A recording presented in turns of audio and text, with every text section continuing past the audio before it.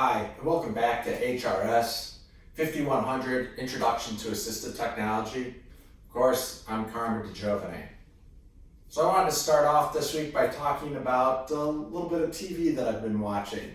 Given that we've been binging here early in 2021, my daughter introduced me to New Girl. And of course, I came across the episode where Winston hurts his leg and has to use a wheelchair.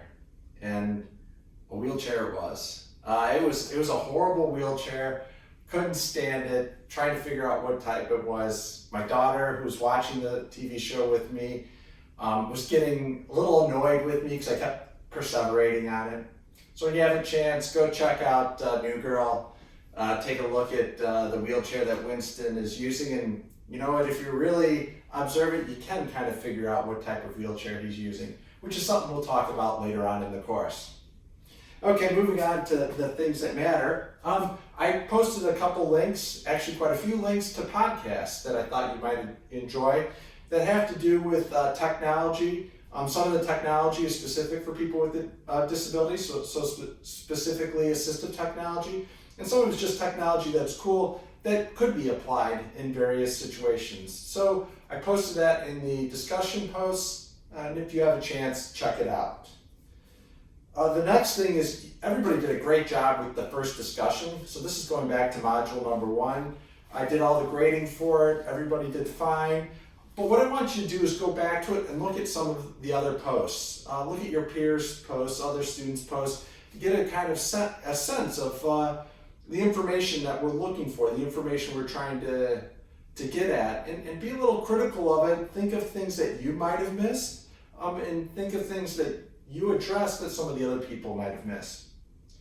Also, the graduate students are moderating these discussion posts, and oftentimes are asking questions to probe and prompt you so that you can learn a little bit more, because we really are trying to learn from each other.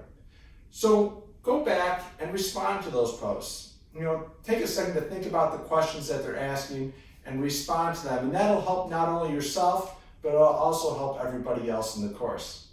A little metacognition going on in this course. So now moving on to module 3, we're investigating the AT service delivery model. Specifically, I'm having you read chapter 6.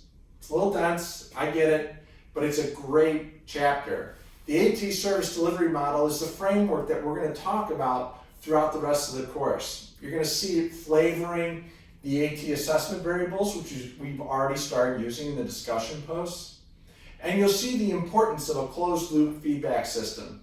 Yes, I'm going a little engineering on you talking about closed loop feedback systems, but they're important so that we understand the recommendations that we're making.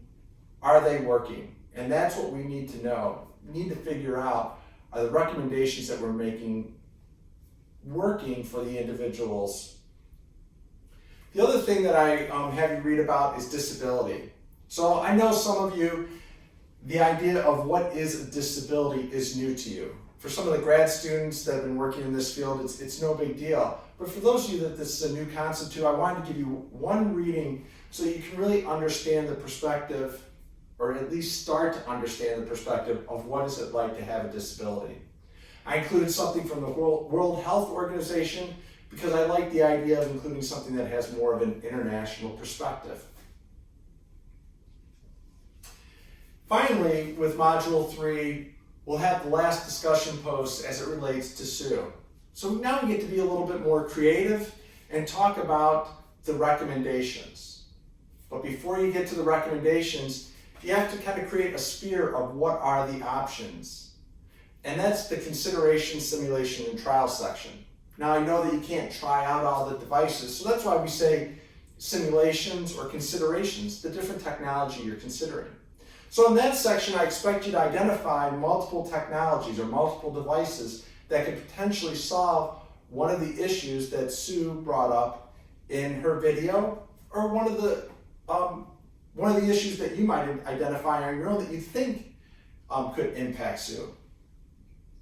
And then from that set of potential solutions, I want you to pick 1 or 2 solutions that would work for Sue and include that in your recommendations. So basically we're taking a big a number of potential solutions in our consideration section, and then narrowing down to what would you think Sue would like to use in her everyday activities and participation. Module 3 is the last of the modules that focus on the HAP model, assistive technology in general, and the AT service delivery model. The remaining modules all focus on the technology, and we take what we learned in those first 3 modules and we apply them throughout the rest of the semester. So we'll be coming back to these concepts in Module 1, Module 2, and Module 3 for the rest of the course. That's it for right now. I hope you're enjoying the course, and have a great week.